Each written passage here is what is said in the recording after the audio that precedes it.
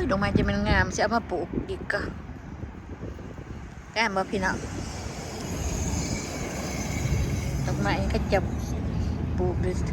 ปีกายซับหัวมันโดดบ่ปีดอกปีนี้งามไม่ดีงามแท้งามบางามหลายเปียกบักเด่นนี่เกิดได้ปะ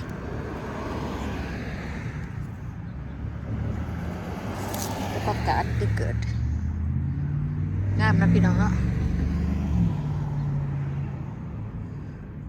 ดอกไม้นี่สิเอาสีเหลืองสี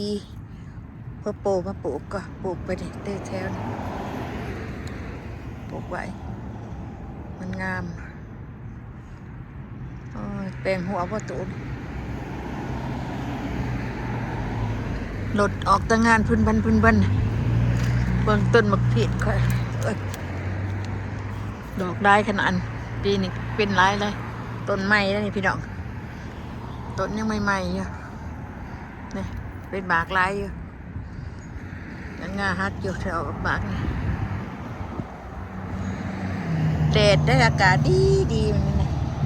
พี่น้องเลยเด้อแดดแต่หักลมคุณเช็คตะเว้นก็ได้มีลมหลายลมเย็นโหย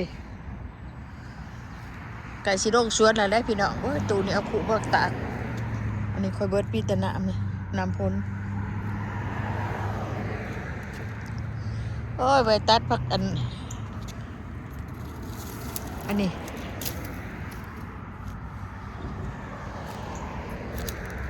โอ้ยไอโปปีนี่กับศิลาอยู่ได้เหรอโอ้ดอกลายอยู่เป็นพวงโอ้ยโพดเม็กซิโกนี่โพดแหละโอ้หมากลายดอกลายเนี่ยแล้วดูมันตัดทิมเบิดละดอกลายอยู่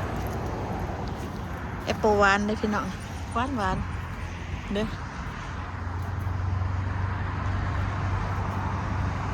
หวานโผล่ก่อนนะหวานดีบ้านอันดีอันเหรอสิได้เก็บชวนอยู่จักดอยมือได้มันแดดดีๆก็โอ้ยว่าสิไปตัดยอดกระเทียมเดี๋ยวไปคั่นสมกินบางนู้นลายดีพี่น้องตั้งหนอกก็ได้ลายต้นบางแง่ต้นกระเทียมเลยนะมันเป็นดอกเก็บบ่เบิดคุดบ่เบิดนี่เป็นกอสิคุดบ่เบิดนั่นนี่เป็นกอนี่หัวเป็นหัวได้นี่อันนี้บ่แม่นสิคุดถิ่มอยู่นี่หญ้าดอกไม้โอ้รถลายแล้วพี่น้องมันทางงานจักเสียนโอ้ยหัวบ่เอาโทรกับปั่นนี่พี่น้องโทรกับปั่นนี่อะไรเนี่ยพวกเดียวแซวน่ะเฮ้ยฮายฮะห้องยังพ่อเฒ่า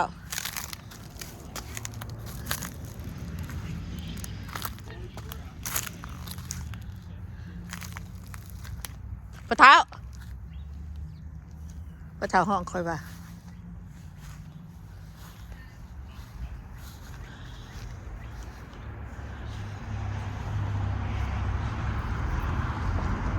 นี่ก็เป็นหมากเลยดินี่จับปูพับหยกไวดอกมันหยกไวเป็นหมากจะเป็นติดบ่หูดะ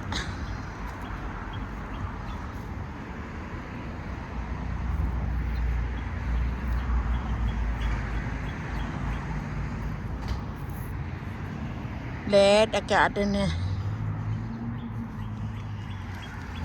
เด็ดต้นแอปเปิลค่อยแอปเปิลหวานนั่นนี่ไปหน่อยเอาไหนมาปลูกโอเคพี่น้องบาย